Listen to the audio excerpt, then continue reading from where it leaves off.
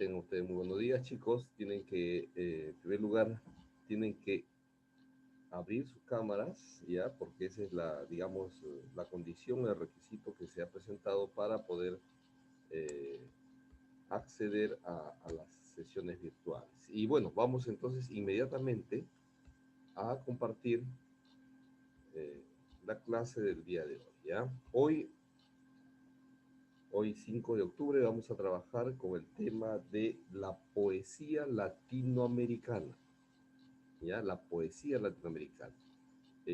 Justamente con el poeta y escritor chileno llamado Pablo Neruda. Acuérdense que Pablo Neruda, al igual que Mario Vargas Llosa, igual que Gabriel García Márquez, ganó el Premio Nobel de Literatura, ¿ya? Entonces es un galardonado, ¿sí? De las letras latinoamericanas, ¿ya? Entonces es bastante importante el trabajo que podamos tener para poder reconocer y poder estudiar la influencia y la poesía de Pablo Neruda. ¿Ya? Vamos entonces a compartir la pantalla donde vamos a ver a Pablo Neruda, pues, ¿sí? En cuanto a la poesía precisamente, ¿ya? Bien, acá lo tenemos, ¿ya? Pablo Neruda. La poesía latinoamericana del siglo XX. ¿Quiénes están ahí? Es precisamente todo ese boom latinoamericano, ¿ya? En la cual destacan Pablo Neruda, Mario Benedetti, eh, Mario Vargas Llosa,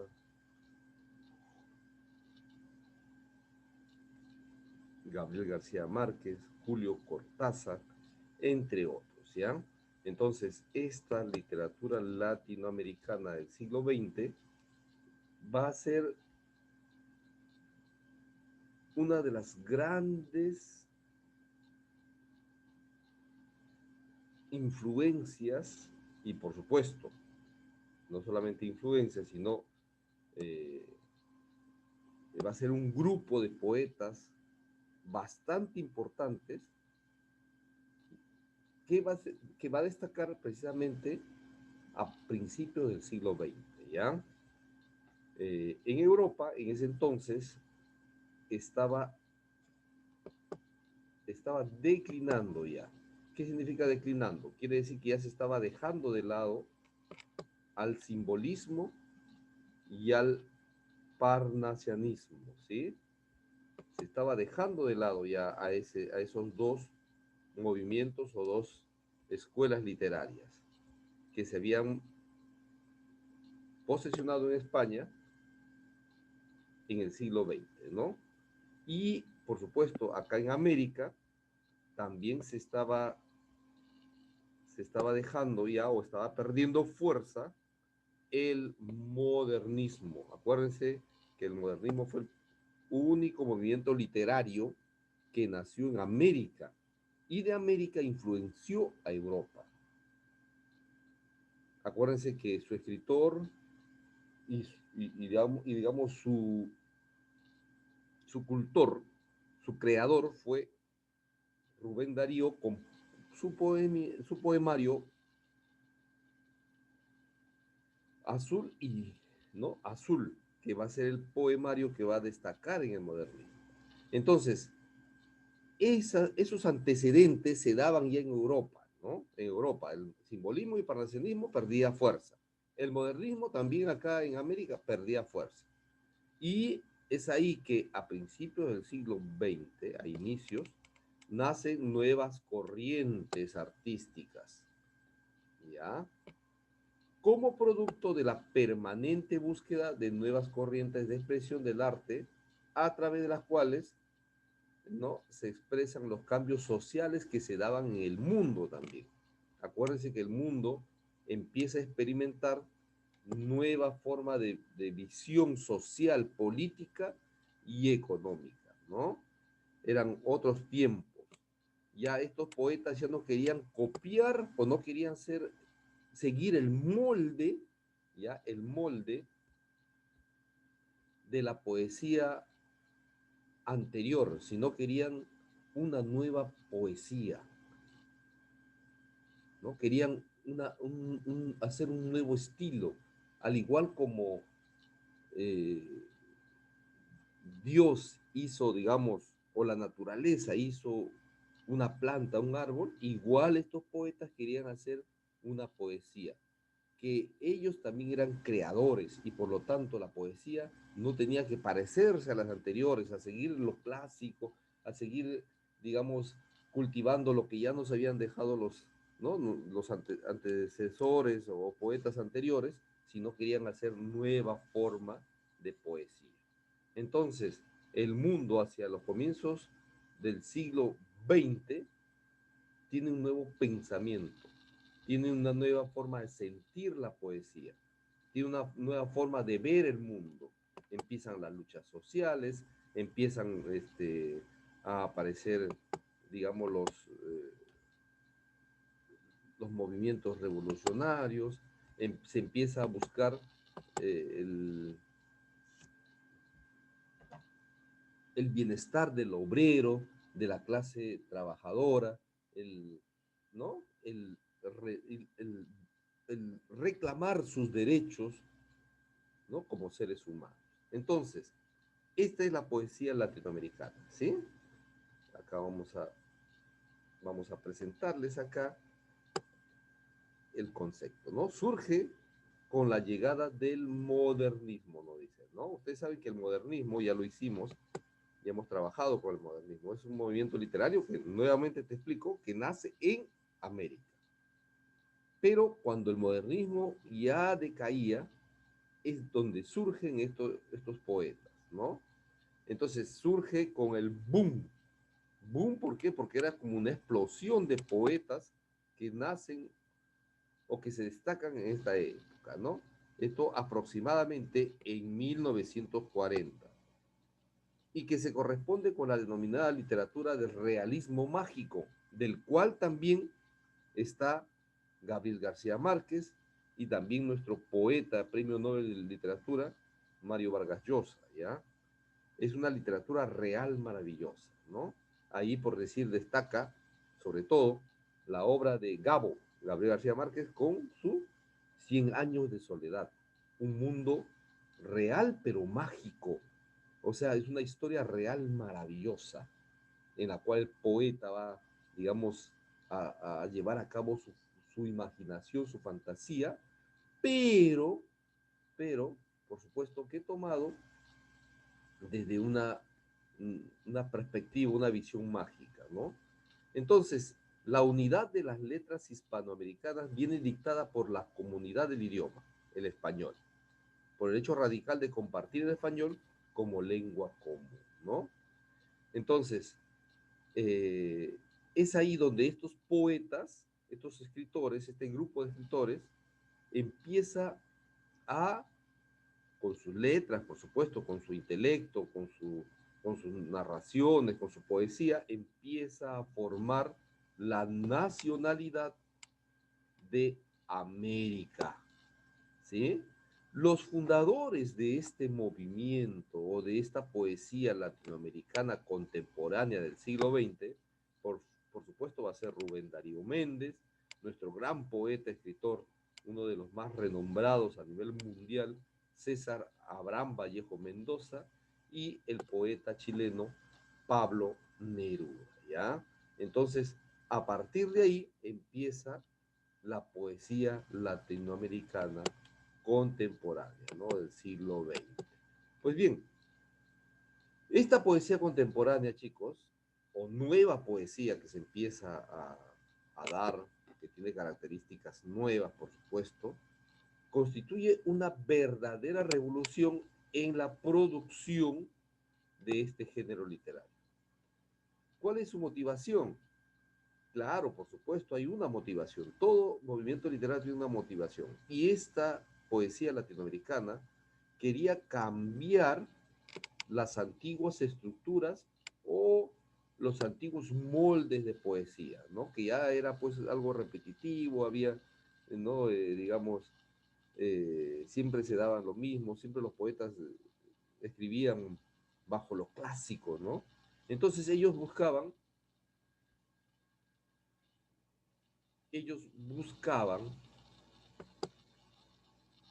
hacer un arte nuevo, ¿ya? Hacer un arte nuevo. ¿Qué significa hacer arte nuevo? Ya no seguir con la influencia del pasado, sino hacer un arte libre de ataduras de la poesía tradicional, desechar la poesía tradicional. Y para hacer una poesía ya más social, más de más reivindicación del hombre común, trabajador, obrero, campesino, ¿ya? Y en esa poesía, entonces, va a ser un medio de protesta ante las injusticias sociales que se daban en el mundo, ya sea por muchas horas de trabajo, ya sea por un sueldo miserable que les daban a los obreros, ya sea por exigir o pedir mejores condiciones de vida, y bueno, y todo lo que se refiere al aspecto social. Entonces, esa poesía era un medio de protesta, y mediante esa poesía se daban a conocer y se pedía la reivindicación del hombre, del pueblo, ¿no? Como, ¿cuáles eran las características de esta poesía? En primer lugar, la libertad que existía en las ideas y los sentimientos, ¿ya? Era una libertad de creación. No hay límite para la imaginación, no había límite.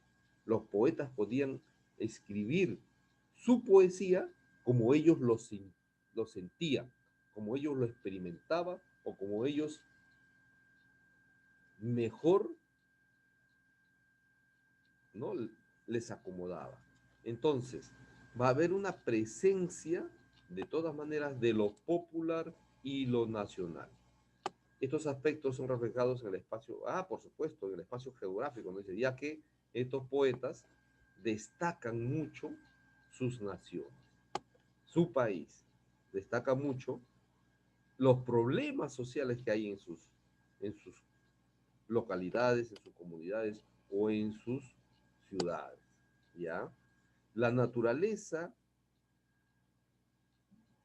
va a ser compañera de esa protesta, ese escenario de contemplación y exaltación de los sentimientos. También, por supuesto, muchos de estos poetas van a buscar a Dios a través de la poesía, ¿sí? Y por supuesto que acá podemos decir que hay predominio de lo subjetivo, ¿no? Como suele suceder al escribir una poesía, pues, ¿no? La exaltación del yo, la exaltación de, digamos, de los sentimientos sobre lo, ¿no? Sobre lo real, sobre la razón, ¿no? Entonces, estas eran las características de la poesía latinoamericana del siglo XX, ¿no? Ahora, bien, acá te estoy presentando un cuadro general de la poesía latinoamericana, ¿ya? O también llamada poesía contemporánea. En primer lugar, vamos a ir a ver aquí quiénes fueron sus fundadores. Ya hace un momentito ya te dije, ¿no? Acá están los fundadores. Fue Rubén Darío Méndez, César Vallejo Mendoza, poeta peruano, y Pablo Neruda, ¿sí? Estos poetas, ¿no? Van a recoger de los, de los movimientos de vanguardia que se daban en ese entonces. Las características, te vuelvo a repetir, va a ser el verso libre, uso de imágenes, rechazo al pasado, ¿no? Búsqueda estética, actitud iconoclasta. ¿Qué significa actitud iconoclasta? Que rechazaban las imágenes, no, ya, no podían aceptar una religión con imágenes.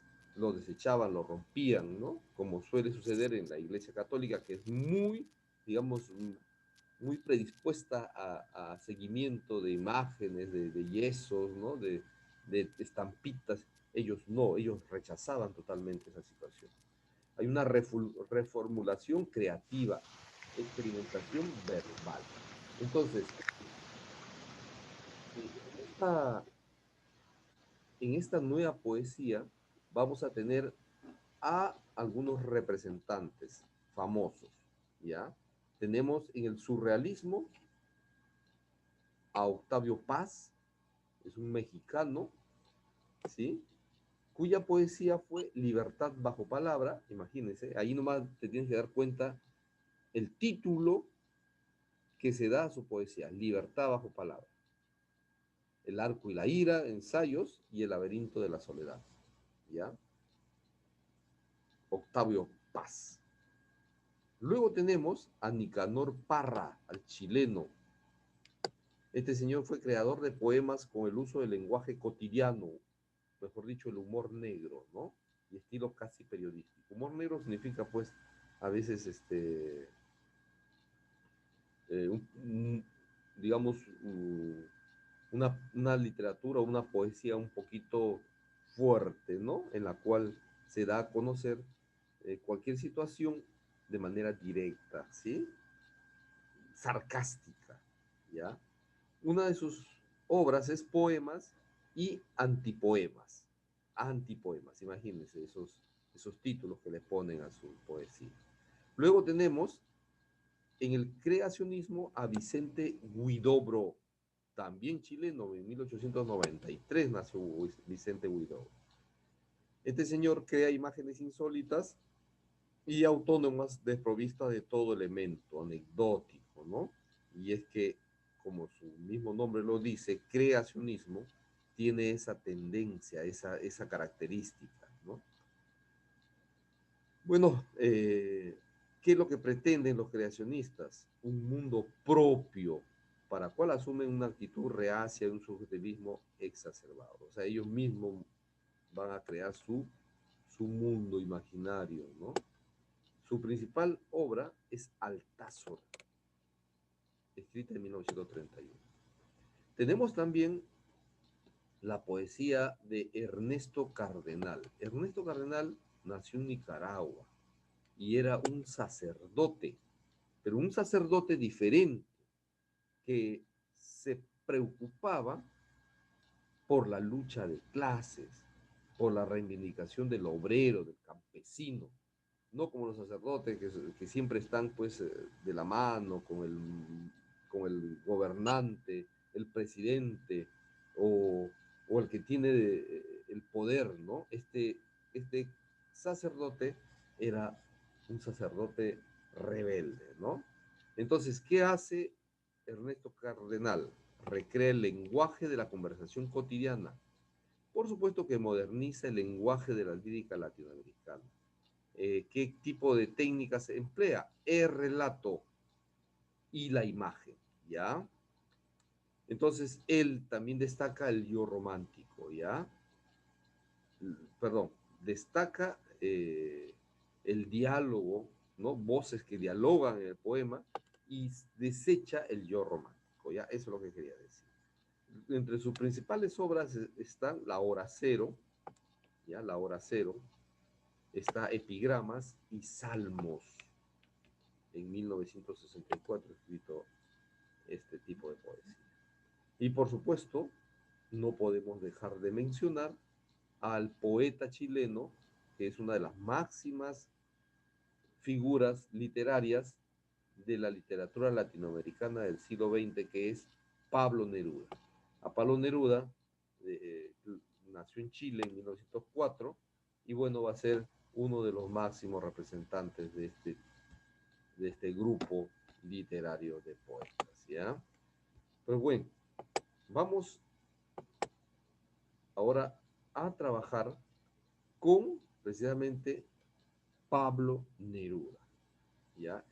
poeta destacado y uno de los más importantes escritores de Latinoamérica, ¿ya? Pablo Neruda es, digamos, un seudónimo. Su verdadero nombre, chicos, va a ser Ricardo Eliezer Nectalí Reyes Basualto. Ese es su verdadero nombre, ¿ya? Nuevamente te digo, Ricardo Eliezer Nectalí Reyes Basualto. Ese es el nombre verdadero de este gran escritor llamado Pablo Neruda. Pablo Neruda nació el 12 de julio de 1904 en Parral. ¿Dónde queda Parral? En Chile. Sus padres fueron José del Carmen Reyes Morales, ya, un obrero ferroviario, ¿no? Que trabajaba en ferrocarril. Y su madre fue Rosa Neftalí Basualto Opaso, que fue una maestra de escuela. Los dos, los padres de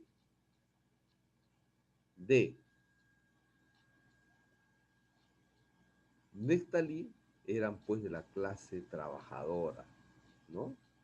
De la clase, eh, digamos, del pueblo, ¿ya? Su madre, que fue maestra de escuela, fallece debido a una tuberculosis, imagínense.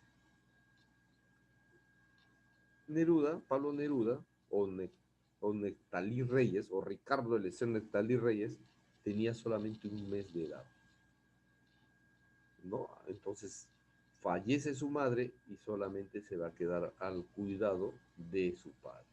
Ahora, los primeros años de su vida lo va a experimentar en su pueblo de origen, ¿no? En Parral. ¿Dónde queda Parral? Está en Chile, a 300 kilómetros del sur de Santiago. ¿Ya? Entonces de ahí, de Parral, se mudan a Temuco, él y su padre, donde su padre nuevamente contrae matrimonio con la dama chilena Trinidad Candia Marverde, mujer con quien había tenido un niño de 9 años atrás, ¿no? O sea, había tenido un hermanastro que se llamaba Rodolfo. En 1927, Ricardo Eliezer Nectalí Reyes Basualto, más conocido como Pablo Neruda, se casa con María Antonieta Agenar. ¿Ya? Y luego, en el año de 1935, en España, se vuelve a casar con una pintora argentina. Y claro, por supuesto, este señor va a vivir un buen tiempo en España con esta señora que no creía, esta señora era atea, no creía en Dios. Bueno, en marzo ya de 1941 fue senador de Chile por las provincias de Tarapacá y Antofagasta. En julio va a inscribirse en el Partido Comunista Chileno, donde tenían también, por supuesto, a sus más férreos rivales, ¿no? De letras, por supuesto, los poetas Pablo de Roca y Vicente Huidobro. Y por supuesto con ellos van a tener una serie de situaciones y controversias, ¿no? En 1923 publica su primer libro. ¿Cómo se llamó ese libro? Crepusculario, que es muy bien recibido por la crítica latinoamericana y también mundial. Al siguiente año, en 1924, publica 20 poemas de amor y una canción desesperada, que va a ser uno de las mejores composiciones que tuvo, uno de los mejores libros o poemarios. Esta se convirtió en su obra más popular en la poesía contemporánea. Pablo Neruda va a ganar el Premio Nobel de Literatura en 1971, ¿ya?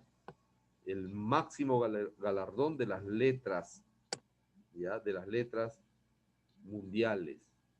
¿Quién lo otorga esto? La Academia Sueca, acuérdense ustedes, ¿ya? En 1945 ganó el Premio Nacional de Literatura, ¿ya? En Chile. Al cumplir los 60 años, o sea, en 1964, escribe su obra cumbre, llamado Los 5 volúmenes del Memorial de la Isla Negra. Bueno, Pablo Neruda es uno de los máximos representantes de la literatura latinoamericana, cultor por excelencia de una poesía hermosa, ¿ya? Que va a significar, que va a significar lo mejor de la poesía de esos tiempos. Neruda, después del golpe militar del 11 de septiembre, tiene o padece un decaimiento en su salud. Es así que el 19 de ese mismo mes se le traslada de emergencia al hospital. ¿Ya? Y en el hospital, ¿no? Va a padecer, claro que Neruda padecía de una enfermedad, un cáncer de próstata, y va a fallecer ya el 23 de septiembre a las 10:30 en la Clínica Santa María. ¿Está bien? Entonces, Neruda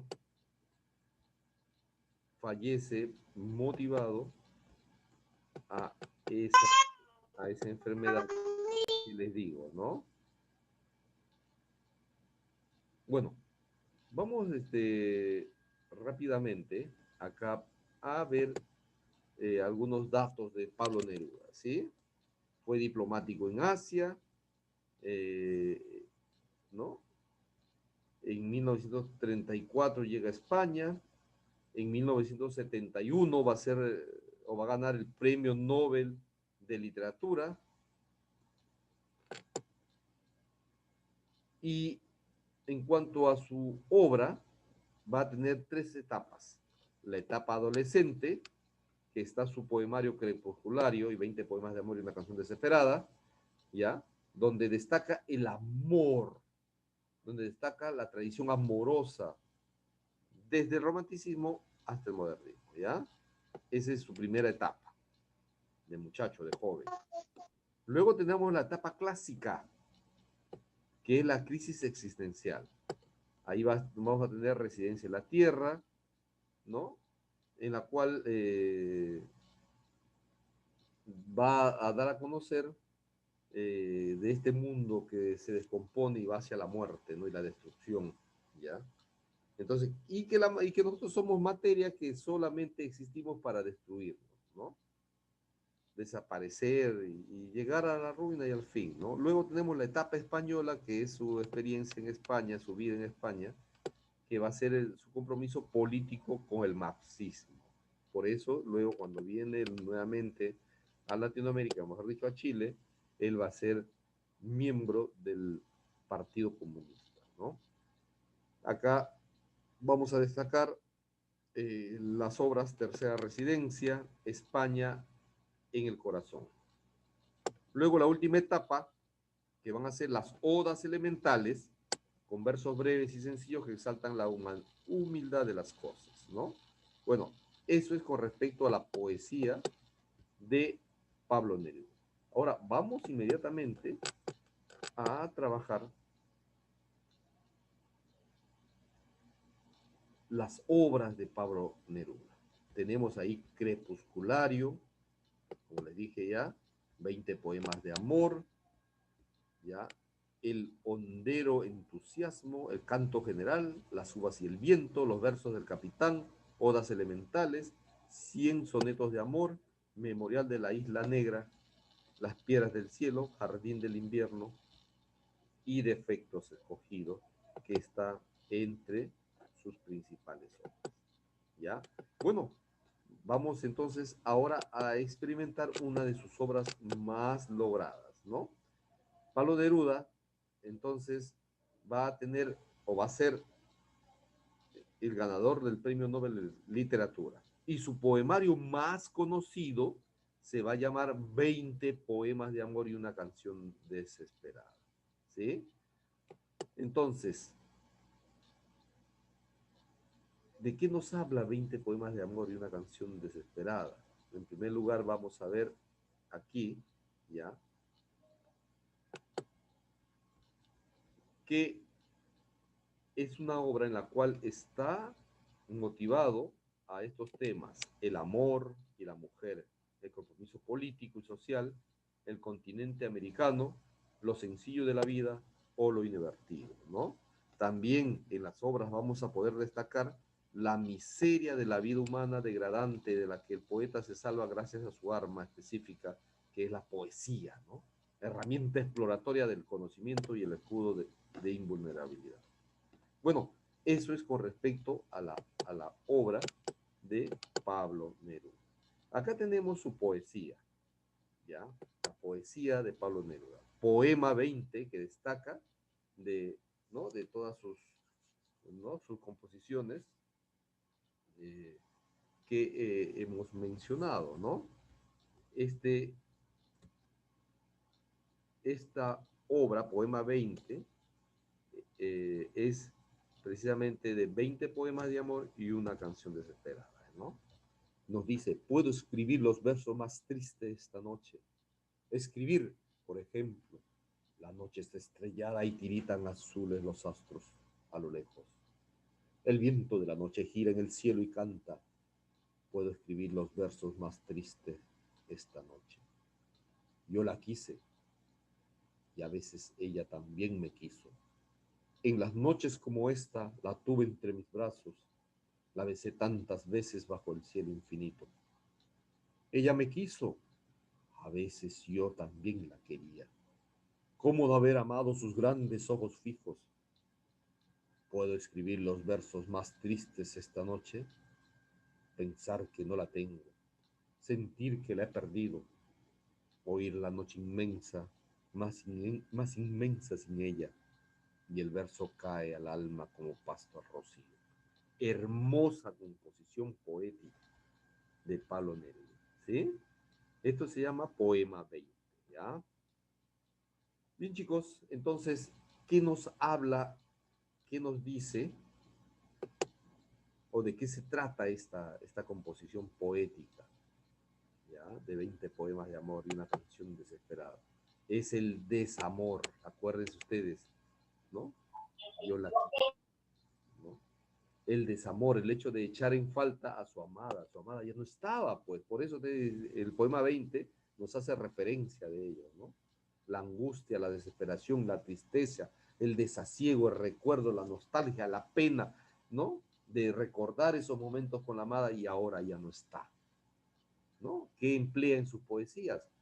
Paralelismos, metáforas, ¿no? Que son figuras literarias, símiles, hipérboles, epítetos, anáforas y polisímbolos, ¿no? Entonces, de esa manera hemos podido ver esta excelente obra que ustedes lo van a trabajar, por supuesto, en casa, ¿no? Ya, bueno, miren, acá tenemos, ya con esto finalizamos porque ya el Zoom también me está diciendo que me vaya. Vamos a finalizar. Les doy gracias, chicos, pero no se vayan a ir. Acuérdense que después de esto siempre están las actividades, por supuesto. Vas a hacer el contexto histórico de la poesía latinoamericana, ¿ya? Eso lo vas a trabajar. También vas a trabajar las características de la poesía latinoamericana, la vida y obra de Pablo Neruda, y vas a copiar el poema 20. Pero lo que yo te he puesto ahí, chicos, lo que les puse ahí solamente es una estrofa o un par de estrofas.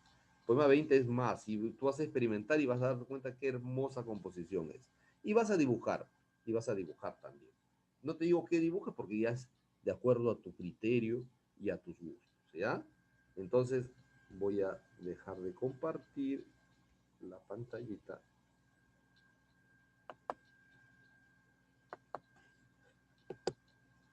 Ya, ahora sí, nuevamente estamos acá. Chicos, bueno, espero que hayan entendido, ¿no? Que hayan comprendido todo esto, lo que hemos experimentado. Ahora bien, la próxima clase, chicos, tienen que estar con el video abierto. No, si están ustedes con su video cerradito, yo les voy a tener que sacar de la clase, ¿ya? Entonces ya la próxima clase sí, todos tienen que estar con el video abierto porque esa es una de las condiciones y requisitos que nos piden para poder realizar las clases, ¿ya? Muy bien, chicos. De esa manera vamos a finalizar la sesión del día de hoy y nos estaremos encontrando la próxima semana nuevamente con ustedes en otra clase eh, virtual de literatura. ¿Ya? No se olviden, a ver, eh, también decirles, ¿ya? También decirles, por supuesto, que eh, yo tengo ya muchas clases grabadas. Si no, ya para no desentonar es que estemos haciendo la clase del día de hoy. A veces les voy a mandar el video y a veces también video. Solamente este mes. Pero el próximo, desde noviembre ya, normal. Todas las clases se van a hacer ya por el Zoom. ¿Sí? ¿Alguna pregunta que tuvieran ustedes? Algo que no, de repente no queda claro, pueden hacerlo ahora, ¿no? ¿Alguna duda de repente de la tarea? ¿Alguna situación de Pablo Neruda? ¿No? Algo que ustedes quieran decirme, pueden decirme ahorita.